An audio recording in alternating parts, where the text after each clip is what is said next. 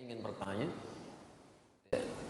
soal hadis yang intinya menyebutkan bahwa membunuh cicak atau toke mendapat pahala, baik sekali pukulan, 2 kali sampai 4 kali. Karena jika memang seperti itu terlihat kejam menurut saya. Masya Allah. Bagaimana Ustaz? Teman-teman sekalian, persoalan sebelum masuk ke cicak dia. Ya, sebelum masuk ke cicak. Ada di hadis Muslim nomor hadis 2238 riwayat Sa'ad bin Abi Waqqas, termasuk nanti di Al-Bukhari nomor hadis 3359 riwayatnya Ummu Syuraik. Sebelum masuk ke persoalan cicak, Anda mesti pahami dulu hikmah Allah ketika menciptakan sesuatu makhluk apapun itu terdiri setidaknya dari 3 hal. 3 hal. Yang pertama, ada ujian kemaslahatan. Di makhluk itu dicipta supaya kita mengambil maslahat kebaikannya aja dari situ.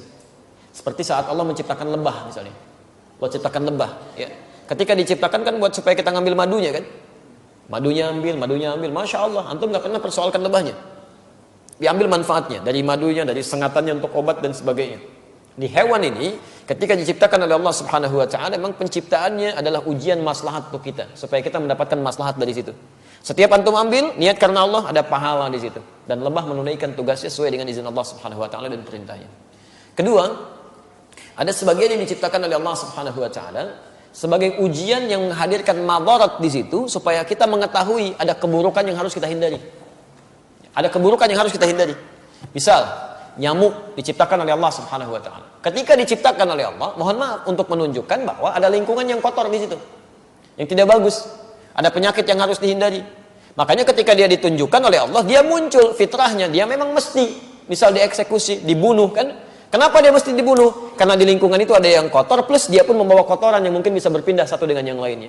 Di pelayanan kehidupannya, tasbihnya kepada Allah, memang khidmatnya untuk menunjukkan ada tanda yang kotor nih pada diri saya. Ada sesuatu yang buruk di lingkungan Anda. Jadi nyamuk tuh ketika datang, dia membawa sesuatu yang baik untuk kehidupan kita. Cuman dilihat dengan persepsi yang kotor. Ini ada ujian madarat maksud kita. Ya. Ini ada yang kotor, yang gak bagus. Kita bunuh nyamuk di situ, menghilangkan kotoran yang ada di dalamnya. Tapi diciptakan oleh Allah untuk menandakan ada sesuatu yang harus kita hindari untuk kebaikan kita. Makanya ketika Allah menciptakan nyamuk ataupun lalat, ya Masya Allah turun ayat di situ.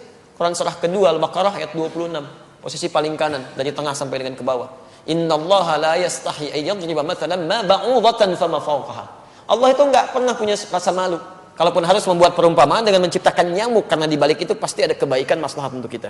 Jadi, kenapa antum enggak pernah tanyakan? Kenapa enggak tega membunuh nyamuk? Kenapa enggak mengatakan kejam membunuh nyamuk? Jadi persoalannya bukan bunuh atau tidak bunuh, itu ada ujian bagi kita yang menampilkan madarat di situ yang harus kita kemudian hilangkan. Kalau Allah enggak tampakkan, maka bahaya untuk kehidupan kita. Termasuk cicak. Cicak masuk pada ujian madarat di samping ujian keimanan. Ya, ada madarat. Bukankah ketika cicak datang menandakan bahwa banyak kotoran yang ada di situ? Ada bakteri E. coli yang dia bawa, ada kotoran-kotoran yang ada di sekitarnya. Yang dimakannya pun yang kotor juga. Apa makanan cicak? Nyamuk. Jadi ini menandakan bahwa ketika cicak hadir itu dia diciptakan oleh Allah, bukan diciptakan untuk dibunuh, diciptakan untuk menandakan ada madarat di sekitaran itu dengan kotoran-kotoran. Makanya diciptakan oleh Allah untuk menunjukkan nih ada yang kotor, ada yang gak bagus, termasuk dirinya sendiri. Maka Nabi menyampaikan riwayat Sa'ad bin Abi Waqqas, ya, qala anna Nabiy sallallahu alaihi wasallam, bahwa Nabi sallallahu alaihi wasallam amara qatlal waza', memerintahkan untuk membunuh cicak dan ada pahala di situ. Bunuhnya cicak itu seperti kita membunuh nyamuk untuk menunjukkan ada kotoran-kotoran di situ yang hikmahnya harus kita jauhkan. Memang diciptakan dia untuk menunjukkan itu dan harus dibunuh dia. Harus dibunuh. Ketika Anda bunuh itu bukan cuma ada pahala di situ, tapi menghilangkan keburukan-keburukan yang mungkin muncul. Termasuk di situ mengusir keadaan-keadaan jin, karena jin senang di tempat yang kotor. Makanya saya bisa katakan kalau ada cicak tuh beberapa tempat, itu jin biasanya ada juga di situ. Karena senang di tempat-tempat yang kotor. Ya, senang di tempat-tempat yang kotor. Jelas di sini? Wasamma bi fuwaisiqa, dan Nabi menyebutnya dengan hewan fasik kecil. Hewan fasik kecil. Selain membawa kotoran, dia pernah juga meniup-niup api yang sedang membakar Nabi Ibrahim supaya semakin menyala. Ya, diharapkan menjadi dingin dan teduh, ini malah ditiup-tiup oleh hewan ini. Makanya ketika Anda membunuhnya, bukan cuma menghilangkan kotoran, tapi plus ada pahala di situ. Pahalanya di situ dengan sekali pukul ada 100 kebaikan, kan? Berdasarkan hadis riwayat Al-Bukhari dari Ummu Syuraik nomor hadis 3359. Dan terbunuhnya cicak itu menghadirkan bagusnya kebaikan-kebaikan dengan menghilangkan kotoran yang ada di dalamnya. Jelas di sini? Di antum pahami dulu ini hikmahnya. Kalau nggak paham hikmahnya, Masya Allah nanti muncul macam-macam. Wah ini kan melanggar hak asasi kehewanan misalnya kan. Masya Allah, ada macam-macam lah. Nyamuk kan tuh nggak bilang gitu. Nyamuk kan sama aja. Kenapa nggak bilang antum nyamuk kejam? Ya, membunuh nyamuk kejam, bunuh lalat kejam dan sebagainya. Kalau di nyamuk ada kotoran, cicak juga ada kotoran. Ya, jadi sama aja sebetulnya. Ini yang kedua gambaran keimanan kita untuk mengikuti petunjuk syariat. Ada yang ketiga, ujian yang sifatnya penunjukan karakter. Penunjukan karakter. Misal saat Allah menciptakan monyet, gitu kan? Nah, di Quran surah kedua ayat 65. Ya, lihat kalimatnya. Monyet diciptakan untuk menunjukkan karakter yang muncul pada masyarakat Yahudi. Ya, lihat. Wa qulna kunu qiradatan khasiin. Ya, kami katakan, jadilah kalian kera-kera yang dihinakan. Kera-kera yang dihinakan. Kenapa Yahudi dikutuk menjadi kera? Kami pernah punya kajian tafsir di Tripoli. Saya mintakan murid-murid kami pada saat itu untuk praktek langsung di kebun binatang. Dan kita pernah ujikan juga di sini dengan sebagian teman-teman di Kiai. Jadi kita praktek tafsir ke kebun binatang. Dibagi kelompok, keluarkan semua ayat-ayat di Quran yang terdapat kata binatang di situ. Ada monyet, ada misalnya unta, ada gajah, ada macam-macam. Terus kita bikin kelompok. Ini kelompok unta, kelompok gajah, kelompok monyet, macam-macam. Analisis. Apa keistimewaan dan keunikan hewan-hewan ini? Dan presentasikan. Saya langsung saja, begitu ada kelompok monyet presentasi, dia sampaikan. Ustaz, ketika kami lemparkan kera itu dengan satu makanan, dia tangkap dengan tangan kanannya begini. Kemudian kami lempar lagi, dia tangkap dengan kirinya begini. Lempar lagi, tangkap dengan kakinya dia begini. Lempar lagi kaki yang satunya lagi.